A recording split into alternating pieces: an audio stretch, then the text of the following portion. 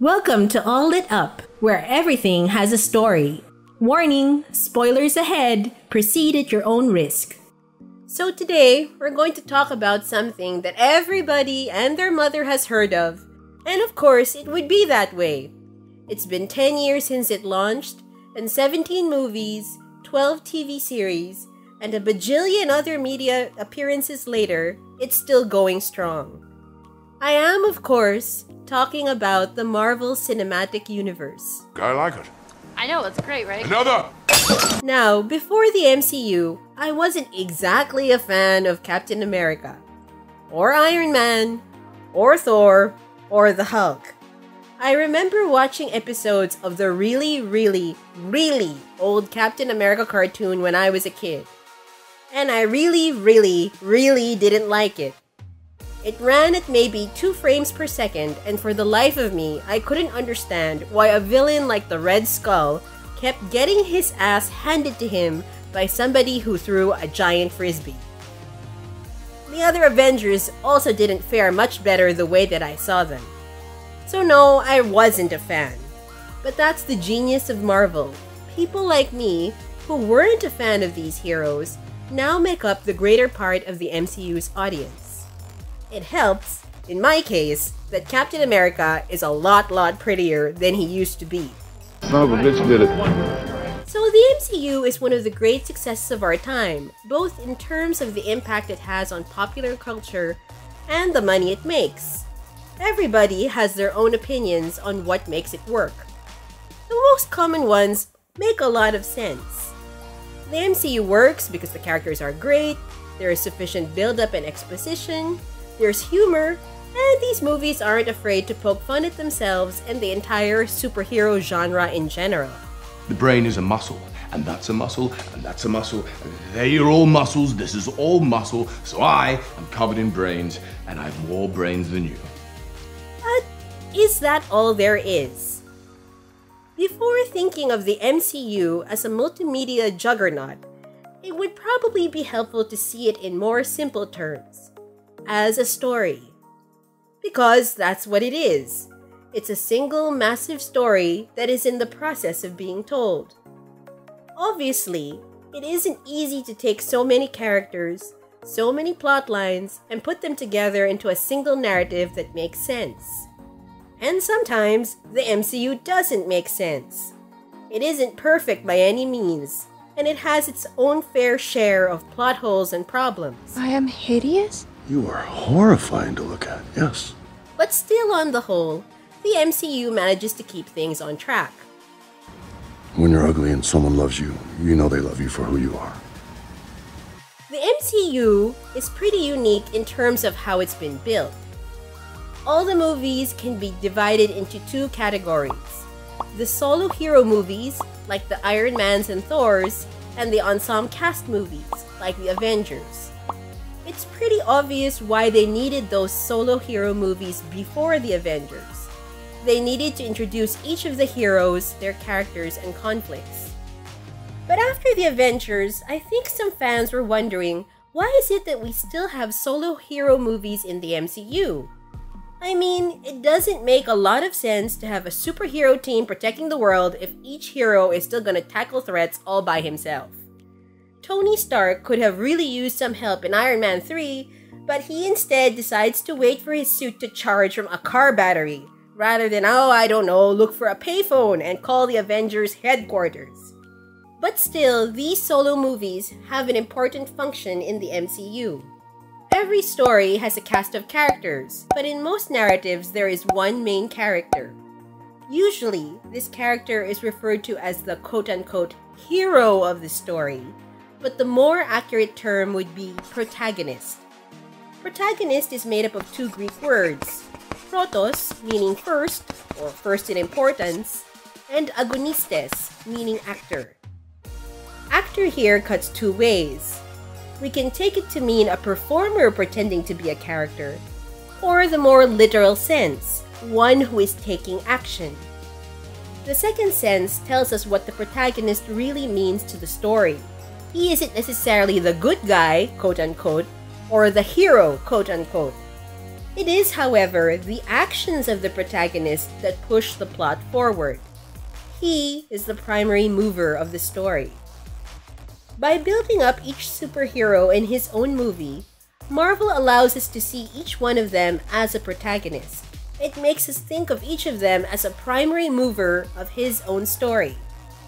So when we see them all together, it feels huge and exciting, not just because of power levels and feats. It's because they're all on equal footing as protagonists. And continuing to make solo hero movies allows us to keep seeing each superhero that way, as protagonists in their own right, not just as members of a team or an ensemble cast. The other elements that tie the whole MCU together are the common themes that run through all the movies. Now, each movie has its own themes to develop, such as the theme of divided loyalties in Captain America Civil War. I'm trying to keep you from tearing the Avengers apart. You did that when you signed. Or the theme of family by blood versus family by choice in Guardians of the Galaxy Volume 2. But there are two central themes that all of the MCU movies revolve around. And no, they aren't good and evil. If they were, the MCU would probably have a better roster of villains. As it stands, we've got Tom Hiddleston's Loki and Michael Keaton's Birdman. You're Birdman. I mean Vulture. But while this is a weakness of the MCU as a whole, the reason it can get away with it is that its central conflicts are not really built around good and evil, but rather the dynamics between power and identity. This is glaringly obvious in almost every superhero origin story. Boy meets power, and kablam kapow, he's now a superhero with a brand new superhero identity. Plato once said that the measure of a man is what he does with power.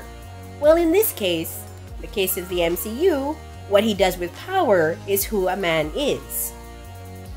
In many of the classic superhero storylines, this entire tension between the old powerless identity and the new powerful one is a main source of conflict. For example, in the original Civil War storyline in the comics, this was the entire bone of contention between Captain America and Iron Man.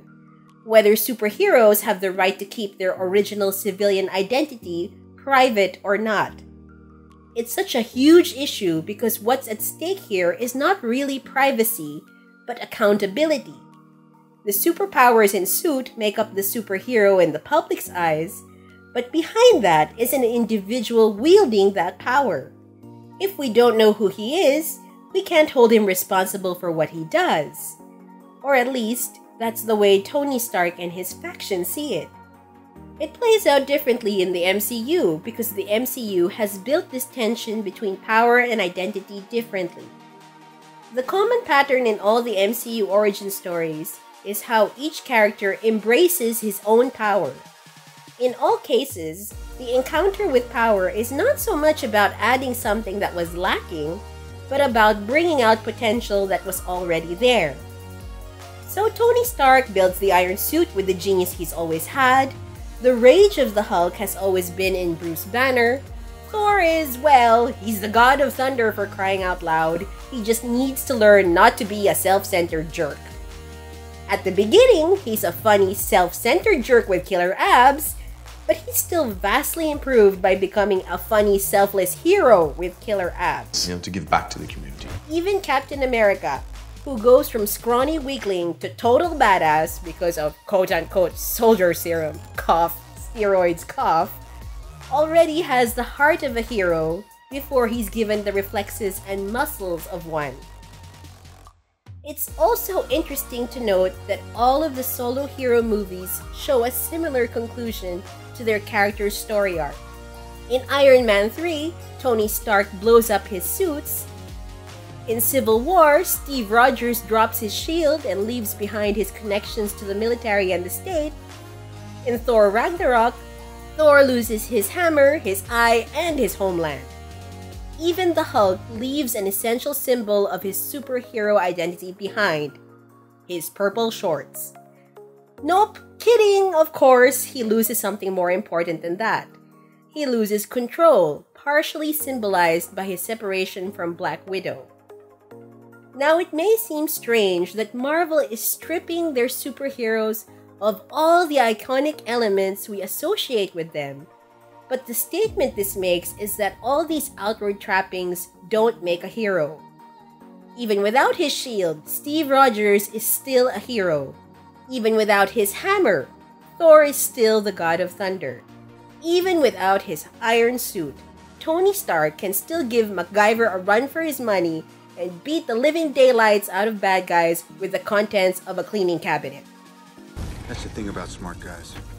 They always cover our ass.